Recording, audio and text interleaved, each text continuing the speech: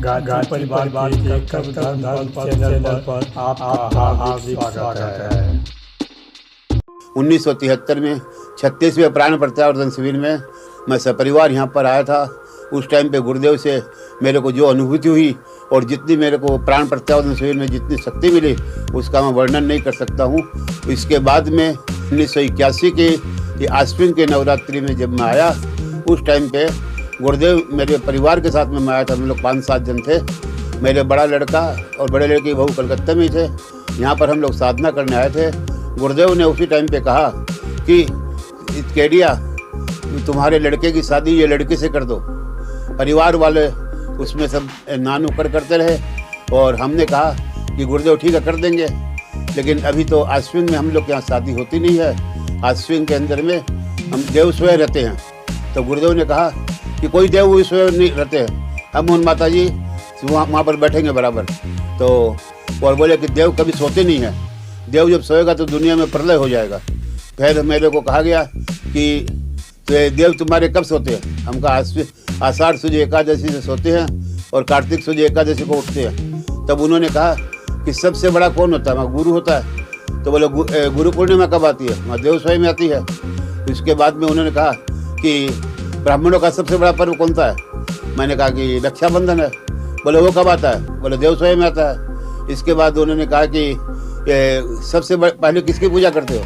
वहाँ गणेश जी करते हैं। तो बोले गणेश जी का जन्म कब हुआ? वहाँ भादो सुदी चौथ को हुआ। तो जब देव सोए हुई है तो उस टाइम पे जन्म कैसे हो गया?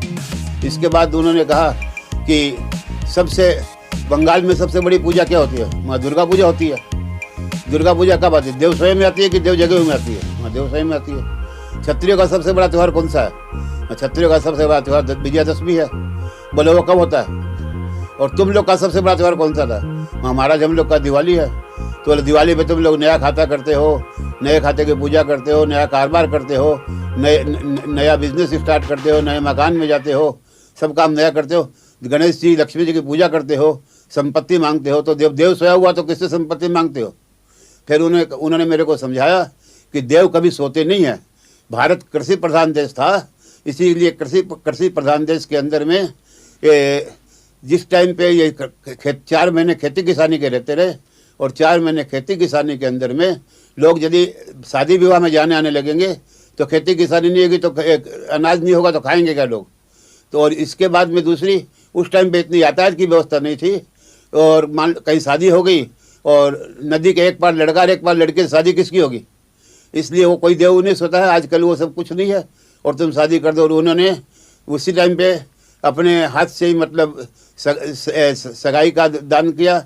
उसके बाद वो बैठे 2-2.5 घंटा, वही लास्ट उनका शिविर था कि वो शादी में बैठे और 2.5 घंटा तक पूरी शुरू से आखिर तक वो शादी में बैठे। शादी होने के बाद हमारा जब ठीक है ना आप चाहें? बोले नहीं, बहू को साथ में लेके जाओ, लक्ष्मी को दिवाली पे हम तुम्हारे साथ भेजते, तुमको लेके जाना पड़ेगा। हम लेके गए। घर में जब मालूम पड़ा लोगों को कि भाई ये क्या बात है तो बहुत लोग गुस्सा हुए।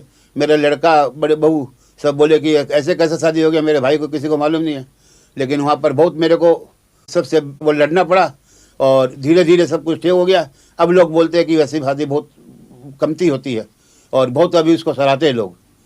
चलिए वीडियो के अंत तक बने रहने के लिए धन्यवाद। आज बस इतना ही। ओम शांति, ओम शांति, ओम शांति।